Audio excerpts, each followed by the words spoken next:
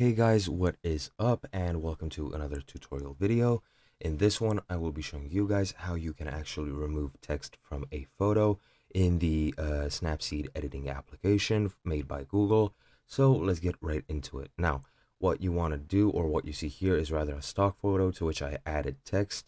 However, if I go into the edit history, you can see that I didn't edit anything. I saved this photo and this text is pretty much stuck in the photo. If I edited it in, I could just press undo and it would be gone. However, this is the original photo.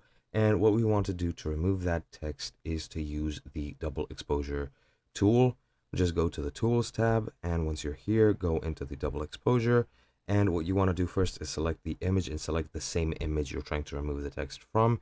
And what you want to do is just skew it a bit and make sure the text doesn't overlap.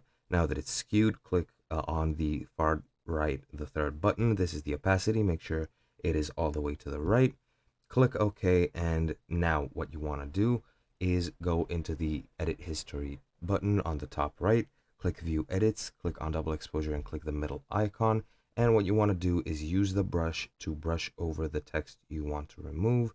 Excuse me just a bit, since I selected the wrong part of the picture and I can't undo.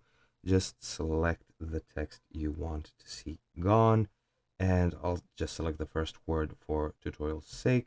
Click OK, and as you can see, it's gone. However, it might leave a few artifacts behind. To fix that, just go to Tools, use the Healing tool, and by brushing over it using small strokes or even just light taps, you will just blend it with the background of the photo, and that is pretty much it. I hope you learned something new and enjoyed this video, and I'll see you guys in another tutorial.